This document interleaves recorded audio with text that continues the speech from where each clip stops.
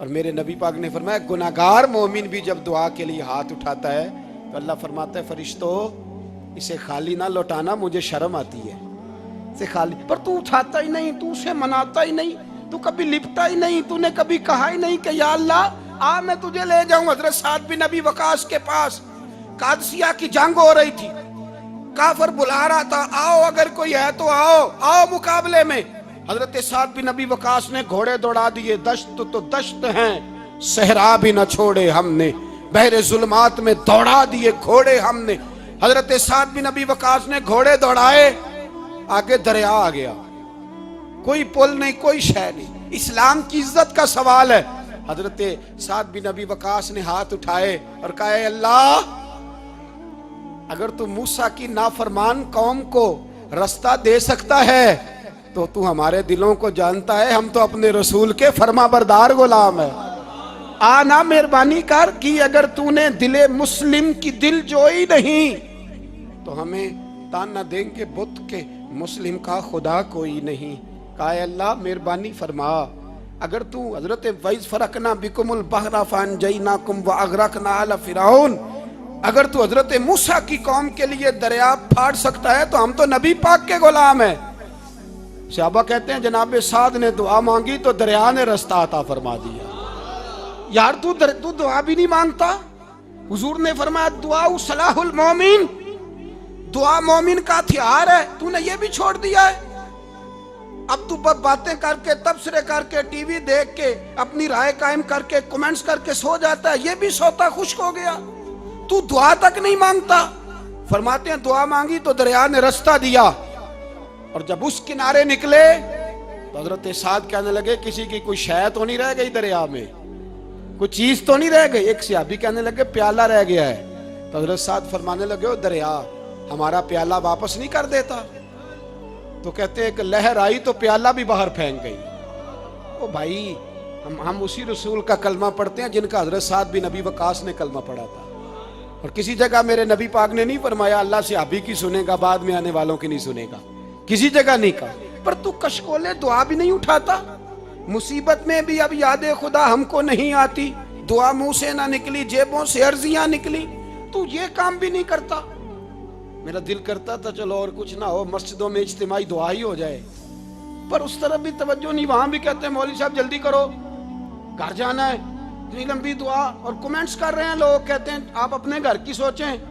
میرے بھائی دعا، صلاح الدین ایوبی فلسطین کی جنگ لڑ رہے تھے، خبر آئی کہ عیسائیوں کا ایک بحری بیڑا بحری جہاز اسلحہ لے کے آ رہا ہے، نیزے ہیں تلواریں ہیں تیر ہیں۔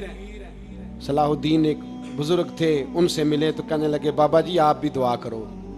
میں بھی دعا کرتا ہوں، مسلمانوں کے پاس پہلے اسلحہ نہیں، عیسائیوں نے اور منگا لیا ہے، کہیں ایسا نہ ہو مسلمانوں کے خلاف اتنا اسلحہ استعمال ہو۔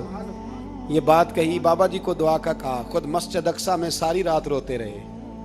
صلاح الدین ساری رات، ہمارا حکمران جسے ربنا آتنا فی الدنیا پوری نہیں پڑھنی آتی، اور اب تو ایسے پیر آ گئے ہیں میدان میں جو سورہ فاتحہ سیدھی نہیں سنا سکتے الا ماشاءاللہ۔ ساری رات صلاح الدین ایوبی روتے رہے۔ وہ بزرگ کہتے ہیں میں بھی کونے میں تھا، پر جس درد سے اس نے دعا مانگی میں نہیں مانگ سکا۔ سویرے خبر آئی کہ دشمن کا وہ بحری بیڑا جو اسلحہ لے کے آ رہا تھا دریا میں غرق ہو گیا ہے۔ صبح خبر آئی تو وہ شخص ایک آگے بابا جی سے کہنے لگا بابا جی وہ بحری بیڑا دریا میں غرق ہو گیا، تو بابا جی رو پڑے، کہنے لگے دریا میں غرق نہیں ہوا، صلاح الدین ایوبی کی آنسوؤں میں غرق ہو گیا ہے، اس کے آنسوؤں میں غرق ہو گیا ہے، اس نے رب سے دعا ہی ایسی مانگی اس کے آنسوؤں میں۔ تو دعا بھی نہیں مانگتا میرے بھائی مسلمانوں کے لیے، تو دعا بھی نہیں مانگتا۔ امام حسین میدان کربلا میں تھے، ایک راوی کہتا ہے 3 دن پانی بند رہا ہے، روٹی بند رہی ہے، پر قرآن پاک کی تلاوت 1 منٹ کے لیے بھی بند نہیں ہوئی، دعا اور التجا 1 منٹ کے لیے بھی بند۔ حسین کے خیمے سے یہ آواز بار بار آتی رہی، یا اللہ استقامت بھی دے اور صبر بھی عطا فرما۔ دعا کا رستہ بند، تلاوت بند نہیں ہوئی، اللہ کی بارگاہ میں سجدے بند نہیں ہوئے، تو چھوڑ گیا، تو دعا تک نہیں مانگتا۔ دعا تو انقلاب برپا کر دیتی ہے، دعا تو حالات بدل دیتی ہے، دعا تو تبدیلی لے آتی ہے. کوئی بیٹھا ہوا مجھے دور دعا دیتا ہے, بس دعا دیتا, فقط دعا دیتا ہے. کوئی بیٹھا ہوا مجھے دور دعا دیتا ہے, میں ڈوبتا ہوں پر سمندر اچھال دیتا ہے. وہ بھائی تو دعا بھی چھوڑ گیا. پہلی بات آپ کی خدمت میں یہ ہے کہ جاگیں, مسلمان بنیں. دوسرا کچھ نہیں کر سکتے تو دعا تو کر سکتے ہیں نا. دعا کا رستہ اپنائیں. اور پھر میرے نبی پاک علیہ السلام نے 2 باتیں فرمائیں, کان کھول کے سن لینا. 2 باتیں. حضور نے فرمایا ایک وقت آئے گا کہ میری امت کے خلاف کافر ایک دوسرے کو آوازیں دیں گے, آؤ مسلمانوں کو ماریں, آؤ مسلمانوں. تو صحابہ نے کہا یا رسول اللہ کیوں, ہم تھوڑے ہو جائیں گے؟ فرمایا نہیں, تم بہت زیادہ ہوں گے. 56 اسلامی ملک ہیں دنیا میں. کتنے بول کے بتانا ہے؟ اتنا سا برما ہے. کسی غیر مسلم کا کتا مر جائے تو یہ چیخ پڑتے ہیں, اور یہاں کہتی ہے اقوام متحدہ کہ جی وہ ہمیں داخل نہیں ہونے دے رہے. تو بند کرو پھر سلامتی کونسل, تحلیل کر دو, اقوام متحدہ ختم کرو. اگر تمہاری کو سنتا نہیں تو بنائی کیا ہے؟ صرف مسلمانوں کو پریشرائز کرنے کے لیے. اور ہمارے مسلمان بھیک مانگتے پھرتے ہیں, کہتا ہے کہا ہے ہم نے اقوام متحدہ سے. اب تم اپنے لیے کافر سے بھیک مانگو گے, کافر سے بھیک مانگو گے. میرے عزیز نبی پاک علیہ الصلوۃ والسلام نے فرمایا کافر ایک دوسرے کو بلائیں گے مسلمانوں کو مارے. یا رسول اللہ ہم تھوڑے ہوں گے. فرمایا بہت زیادہ ہوں گے. تو حضور کیا ہوگا؟ فرمایا تمہیں وہن ہو جائے گا. یا رسول اللہ وہ کیا ہے؟ فرمایا دنیا سے پیار ہو جائے گا, مرنے کو دل نہیں کرے گا. دنیا سے اور مرنے کو. اس وقت سمجھ لینا کافر تم پہ حاوی ہے. میں اپنا اندازہ کروں, آپ اپنا کریں. مجھے دولت سے کتنا پیار ہے اور آپ کو کتنا پیار ہے. جھاگ کے سنیں یہ لفظ رسول پاک کے صلی اللہ علیہ. حضور نے فرمایا جب تجھے دنیا سے پیار ہو جائے, دولت سے پیار ہو جائے, اقتدار سے پیار ہو جائے, اور جب تجھے موت بری لگنے لگے, تیرا مرنے کو دل نہ کرے, پھر کافر تیرے اوپر چڑھ آئے گا. آج دولت ہی تو رہ گئی ہے, باقی بچا کیا ہے؟ میں اکثر کہتا ہوں شادیاں نہیں ہوتی, تجارتیں ہوتی ہیں. لڑکی والے کہتے ہیں کہ لڑکا زیور کتنا ڈالے گا, لڑکے والے کہتے ہیں لڑکی جہیز کتنا لائے گی. تجارت, ہر جگہ دولت, ہر جگہ پیسہ, ہر جگہ سرمایہ. جہاں جس معاشرے میں تلاوت بکے, نعت بکے, تقریر بکے, اس سے زیادہ اور تباہی کا معاملہ کیا ہوگا؟ میرے عزیز میرے رسول پاک علیہ الصلوۃ والسلام کے صحابہ کے قریب دنیا داری آ سکی نہیں آئی. حضرت ابو بکر صدیق نے پانی مانگا تو لوگوں نے دودھ دیا, فرمایا پیچھے کرو. ابو بکر نے نعمتیں چھوڑ دیے. اب ابو بکر وہ والا کام کرتا ہے جو رسول پاک نے کیا ہے. فرمایا نہ دودھ شاید پیش نہ کرو, جو مانگتا ہوں بس وہ دو. حضرت ابو بکر صدیق نے بڑے مالدار تھے. حضرت عمر فاروق رضی اللہ تعالیٰ عنہ کے پاس صحابہ کرام جمع ہو کے آئے. کون سا ایسا شخص ہے جس کی تنخواہ میں اضافہ ہو جائے؟ تو لوگ کہتے ہیں نہیں مجھے نہیں چاہیے. پر ہم نے وہ لوگ دیکھے ہیں. حاجی صادق صاحب کو مسجد والوں نے کہا 1000 روپیہ تنخواہ بڑھانی ہے, تو حاج صاحب کہنے لگے میرا بڑا سونا گزارا ہوں ہے, مینوں نہیں بڑے نے. حضرت سیدنا عمر فاروق رضی اللہ تو صحابہ اکٹھے ہو کے گئے. کہنے لگے عمر حضور کے زمانے میں بظاہر غربت رہی, جناب صدیق اکبر کے زمانے میں غربت, اب تو بڑی ریل پیل ہے, بحرین سے لاکھوں کا مال آتا ہے, آپ کو بڑے بڑے سفیر ملنے آتے ہیں, پر آپ وہی پرانا کرتا اور وہی طامت جو کئی جگہ سے سی آپ نے کئی جگہ سے پھٹی. اور حضرت عمر ایک دن عید کی نماز پڑھانے گئے تھے تو ننگے پیر ہی چلے گئے. لوگوں نے کہا جوتا, فرمایا ٹوٹ گیا تھا یار, پہننے کے قابل نہیں تھا. فرمایا ننگے پیر آ گئے اور لوگ کیا کہیں گے؟ فرمایا چھوڑو, عمر کے پاؤں ننگے ہیں لیکن عمر کے کردار میں تو کوئی شک نہیں نا, پیر ہی ننگے ہیں نا, کیا ہوا؟ چھوڑو اس بات کو. کوئی پیار نہیں دنیا داری سے, دولت سے, کوئی چکر ہی نہیں. حضرت سیدنا عمر فاروق رضی اللہ تعالیٰ عنہ کو صحابہ نے اکٹھے ہو کے کہا, یہ ہے امت کے بیدار ہونے کے طریقے جو عرض کر رہا ہوں. کہا جناب آپ اب بڑا مال غنیمت ہے, اور جس طرح ہر صحابی کا حصہ ہے آپ کا بھی حصہ ہے, تو ایک نیا کرتا ہی ڈال لیں آپ خرید کے. اب جب مشورہ ہو گیا صحابہ میں تو کہنے لگے عمر سے بات کون کرے گا؟ نیا کرتا پہننے کی عمر سے بات کس کو برا لگتا ہے جی؟ نیا کرتا کون بات کرے گا؟ حضرت سیدنا علی المرتضیٰ کا انتخاب ہوا. کہنے لگے مولا علی کی بڑی عزت کرتے ہیں, ان سے بڑا پیار کرتے ہیں, ان سے بات کرتے ہیں. تو حضرت علی کو بلایا گیا, عرض کی حضور مہربانی فرمائیں. حضرت عمر سے کہے نئے کرتے کے لیے. آپ فرمانے لگے عمر میری بڑی قدر کرتا ہے, بڑی بات سنتا ہے, پر یہ والا کام نہیں میں عمر سے کہہ سکتا, یہ کسی اور سے کہو. تو کہنے لگے آپ رہنمائی کر دیں, کس کو کہیں؟ تو جناب علی المرتضیٰ فرمانے لگے اگر حضرت عائشہ صدیقہ سے کہو گے تو عمر فوراً مان جائے گا, وہ مومنوں کی ماں ہیں. صحابہ حضرت عائشہ کے پاس, اماں جی عمر کو بلائیں, ان کو کہیں. بڑے بڑے سفیر آئے ہوتے ہیں, وہی پرانے کپڑے پہن کے بیٹھ جاتے ہیں. اللہ اکبر. حضرت عائشہ نے پیغام بھیجا, فرمایا عمر کو بلاؤ. عمر فاروق دوڑے ہوئے آئے, پردے کے پیچھے حضرت عائشہ کے پاس گھٹنوں کے بل, اماں جی دیر تو نہیں کر آیا میں آنے میں؟ حکم ہو, حضور کے گھر سے پیغام آیا. بڑے بڑے سفیروں کو چھوڑ کے بھاگے.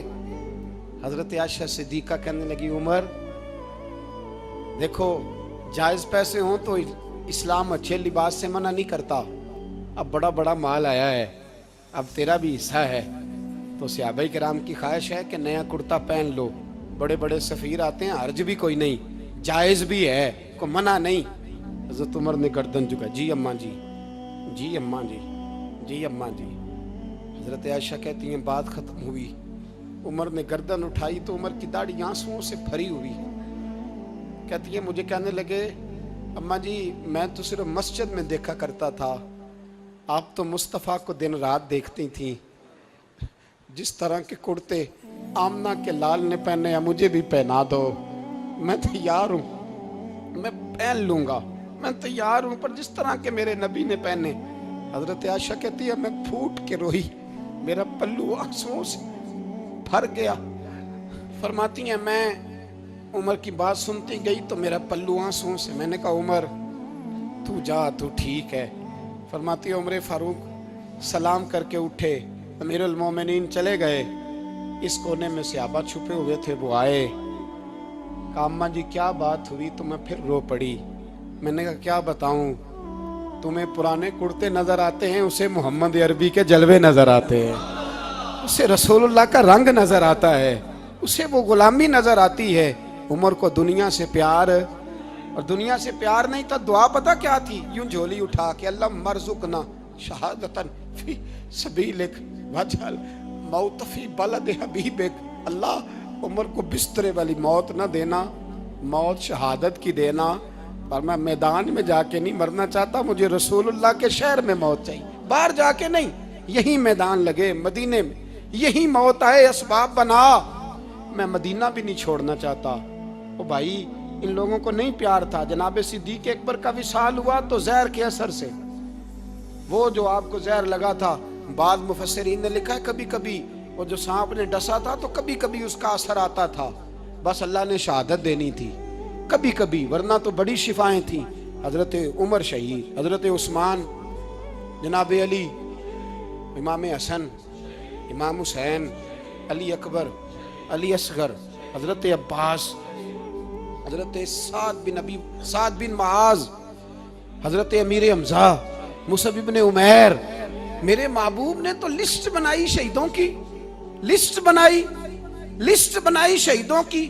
شہادت سے پیار کیا رسول اللہ صلی اللہ علیہ وسلم کے غلاموں نے, پیار کیا شہادت سے, اسی لیے تو کافر اٹھ نہیں سکا کہ شہادت سے. حضرت سعد بن معاذ رضی اللہ تعالیٰ عنہ کو زخم لگ گیا, جنگ سے زندہ آ گئے لیکن زخم ہے, رو کے کہنے لگے محبوبہ سارے شہید ہو گئے, میں ایسے ہی رہ گیا. حضور نے فرمایا نہیں, رب تجھے بھی شہادت کی موت ہی عطا فرمائے گا. اسی زخم میں پردہ ہو گیا. میرے بھائی حضرت عمر بن جموح رضی اللہ تعالیٰ عنہ 4 بیٹے لے کے احد کے میدان میں آئے, کہا محبوبہ میرے 4 ہی تھے, میں سارے لے آیا ہوں, سارے ہی قبول ہیں؟ فرمایا ٹھیک ہے. پھر خود بھی زرہ پہن لی, ایک ٹانگ سے لنگڑے تھے, ٹانگ چھوٹی تھی. حضور نے فرمایا تو نے کیوں لباس پہن لیا ہے؟ کہا حضور میں نے بھی تو جہاد پہ جانا ہے نا. تو حضور نے فرمایا تیرے 4 بیٹے جو جا رہے ہیں. تو کہا یا رسول اللہ کیا لنگڑے جنت میں نہیں جا سکتے؟ حضور لنگڑے اللہ کو قبول نہیں, میں نہیں جا سکتا. تو میرے نبی پاک صلی اللہ علیہ وسلم نے فرمایا نہیں، جنت تو تیرا انتظار کر رہی ہے۔ کہا حضور پھر میں بھی جاؤں گا، بچے جائیں گے تو میں بھی جاؤں گا۔ ایک بی بی احد کے دن 3 سال کا بچہ لے کے گھر سے نکلی، بیبیوں کو کہتی ہے میرا خامد بھی بدر میں شہید ہوا، بھائی بھی اور باپ بھی، آج حضور نے پھر بلایا ہے، دل کرتا تھا کوئی جوان بیٹا ہوتا تو میں پیش کرتی، پر اب میرے پاس یہ 3 سال کا ہی ہے۔ بچہ لیا مدینے میں مسجد نبوی میں، حضرت بلال سے کہنے لگی 2 منٹ حضور کا دیدار چاہیے۔ نبی پاک آئے، کیسے آئی ہو؟ کہنے لگی محبوبہ میں شہید کی بیٹی، شہید کی بہن، شہید کی بیوہ ہوں، میرے پاس اب جوان تو کوئی نہیں، یہ 3 سال کا ہی ہے۔ حضور نے مسکرا کے فرمایا یہ کرے گا کیا کرے گا؟ کہنے لگی حضور سنا ہے اسلحہ تھوڑا ہے، ڈھال کی ضرورت ہے، لوہے کی ڈھال ہوتی تھی، جب تلوار آتی تھی تو آگے کی جاتی تھی۔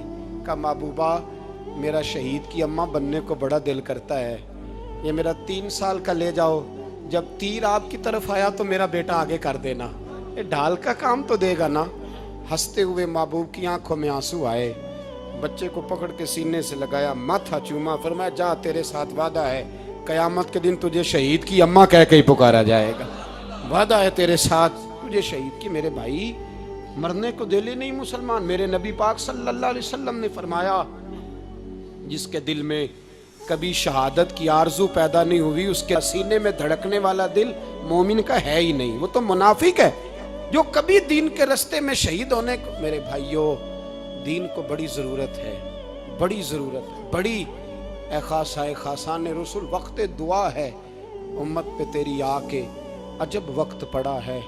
وہ دین جو بڑی شان سے نکلا تھا وطن سے، پردیس میں وہ آج غریب الغربا ہے۔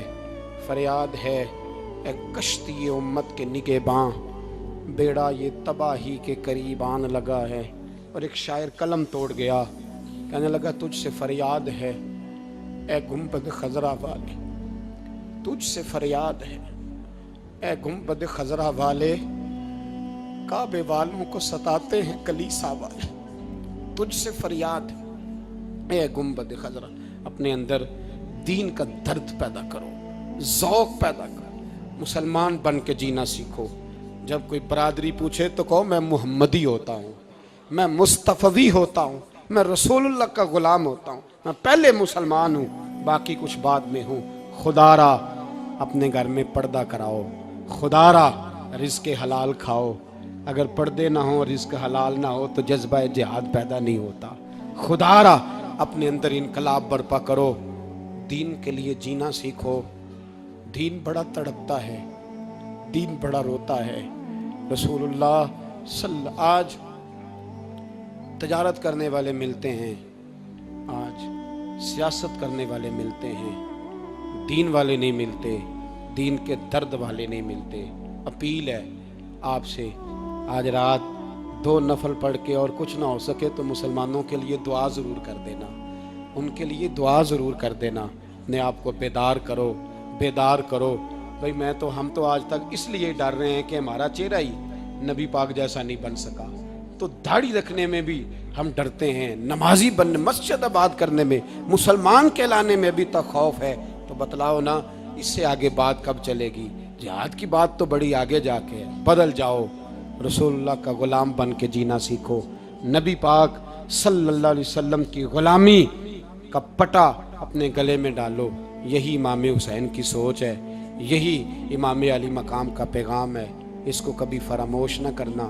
امام حسین ہمیں بتا گئے سارا کچھ لٹ جائے پر دین کے اندر کوئی نقص واقعہ نہ ہونے پائے، کوئی شرابی، کوئی بے ایمان، کوئی لٹیرا کبھی اس کے سپورٹر نہ بننا۔ ہمیشہ وہ کسی شاعر نے کہا تھا ہم سے نہ رقم ہوں گے قصیدے یزید کے، کسی نے کہا کسی ظالم نے میری سپورٹ کر، میری بات کر، تو اس نے کہا ہم سے نہ رقم ہوں گے قصیدے یزید کے، کیونکہ ہم لوگ تو حسین کے سیرت نگار ہیں، ہم لوگ تو حسین کے سیرت نگار ہیں۔ یہ محرم کے جو دن ہے یہ انقلاب کے دن ہے، رونے پیٹنے کے نہیں، انقلاب کے دن، جذبوں کی بیداری کے دن، ظلم کی آنکھوں میں آنکھیں ڈالنے کا جذبہ پیدا کرنے کے دن۔ اس کو اسی رنگ میں لو۔ اے خالق کائنات، اپنے محبوب کی امت پہ رحم فرما اور اپنے فضل سے ہمیں دلوں میں جذبہ جہاد اور شوق شہادت عطا فرما. آخر دعوانا ان الحمد. 2 منٹ کے